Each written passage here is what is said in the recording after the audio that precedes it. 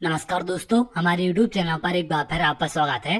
मध्य प्रदेश अति शिक्षकों को लेकर एक और बड़ी अपडेट निकलकर सामने आ रही है। जैसा कि आप यहां पर देख रहे हैं, अति शिक्षकों के लिए बड़ा झटका। हाईकोर्ट की तरफ से एक बड़ा झटका लगा है। डीपीआई विभाग की तरफ से इसको लेकर आदेश भी आपका जारी किया गया। जैसा कि आप जानते हैं, गेस्ट टीचरों को लेकर कई सारी याचिकाएं मध्य प्रदेश हाईकोर्ट में लंबित हैं, जिन पर लगातार आपकी सुनवाई चल रही है। तो यहाँ पर अगर आप देखें, नियमों में प्रावधान ही नहीं, पात्रता परीक्षा के आधार पर नियमित नहीं होंगे अति शिक्षक। तो यहाँ पर पात्रता परीक्षा के आधार पर गेस्ट टीचरों को नियमित नहीं किया जाएगा। हालांकि पूर्व मुख्यमंत्री शिवराज सिंह चौहान के द्वारा घोषणा की गई थी कि इनकी अलग से परीक्षा कराकर इनको नियमित किया जाएगा, और कई सारी याचिकाएं इसको लेकर हाईकोर्ट में दायर की गई थी कि जो पहले से गेस्ट टीचर काम कर रहे हैं या फिर जो पात्रता परीक्षा पास है उनको नियमित किया जाए। तो शिक्षा विभाग के नियमों में इसका प्रावधान नहीं है, और यहाँ पर तमाम जानकारी आपको डिटेल में दी गई है। इसके साथ साथ डीपीआई विभाग ने क्या आदेश जारी किया है, इसके बारे में भी आगे हम बात करते हैं। राज्य सरकार ने निर्णय लिया है कि अति शिक्षकों को सीधे पात्रता के आधार पर नियमित नहीं किया जाएगा। तो राज्य सरकार की तरफ से एक बड़ा फैसला यहाँ पर किया गया है। अति शिक्षकों के 50% आरक्षण के आधार पर सीधी भर्ती के लिए विज्ञापित पदों में से प्रवर्गवार मेरिट क्रम में पात्रतानुसार नियुक्ति किए जाने का प्रावधान है।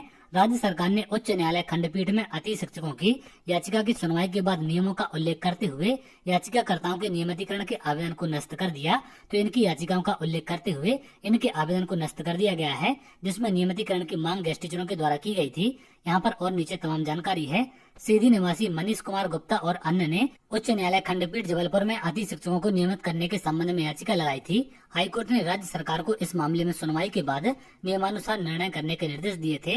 याचिकाकर्ताओं ने अपने अभ्यावेदन में उल्लेख किया था कि वे शिक्षक पात्रता परीक्षा उत्तीर्ण हैं तथा डीएड बीएड प्रशिक्षित हैं एवं 3 वर्ष से लेकर 15 वर्षों तक लगातार अति शिक्षक के रूप में पढ़ाने का अनुभव है।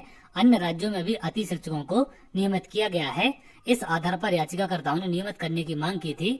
हाईकोर्ट के निर्देश पर राज्य सरकार ने प्रचलित भर्ती नियम निर्देशों का परीक्षण किया। स्कूल शिक्षा सेवा शैक्षणिक सेवा शर्तें एवं भर्ती नियम में सीधी भर्ती में रिक्त पदों की पूर्ति के अनुसार नियमानुसार प्रावधान है। शिक्षक भर्ती हेतु आयोजित परीक्षा में अति शिक्षकों हेतु आरक्षण का प्रावधान है। शैक्षणिक संवर्ग अंतर्गत सीधी भर्ती के शिक्षकों के पदों के उपलब्ध रिक्तियों की 25% रिक्तियां अति शिक्षक वर्ग के लिए आरक्षित की जाएंगी, जिनके द्वारा न्यूनतम 3 शैक्षणिक सत्रों में एवं 200 दिवस मध्य प्रदेश शासन द्वारा संचालित शासकीय विद्यालयों में अति शिक्षक के रूप में कार्य किया गया है। परंतु अति शिक्षकों के लिए आरक्षित पदों की पूर्ति नहीं हो पाने की स्थिति में रिक्त रहे पदों पर अन्य पात्रताधारी अभ्यर्थियों से भरने का भी प्रावधान है। मध्य प्रदेश राज्य स्कूल शिक्षा सेवा शैक्षणिक संवर्ग सेवा शर्तें एवं भर्ती नियम में दिसंबर 2024 को संशोधित कर अति शिक्षक को सीधी भर्ती में 50% आरक्षण का प्रावधान किया गया था। तो दिसंबर 2024 में ये संशोधन किया गया था। पहले जो 25% सीटें रिजर्व थी उसे बढ़ाकर 50% कर दिया गया। आयुक्त लोक शिक्षण शिल्पा गुप्ता का कहना है कि अति शिक्षकों को सीधी पात्रता परीक्षा के आधार पर नियमित किए जाने का कोई प्रावधान नियम नहीं है, इसलिए याचिकाकर्ताओं के आवेदन अमान्य करते हुए प्रकरण का निराकरण किया जाता है। तो यहाँ पर डीपीआई आयुक्त शिल्पा गुप्ता हैं, इन्होंने भी क्लियर कह दिया है कि ऐसा कोई भी नियम नहीं है, इसलिए इनकी जो भी याचिकाएं हैं उनको अमान्य यहाँ पर घोषित किया गया है। इसको लेकर लोक शिक्षण संचालनालय मध्य प्रदेश की तरफ से 20/5/2025 को आदेश भी आपको जारी किया गया है।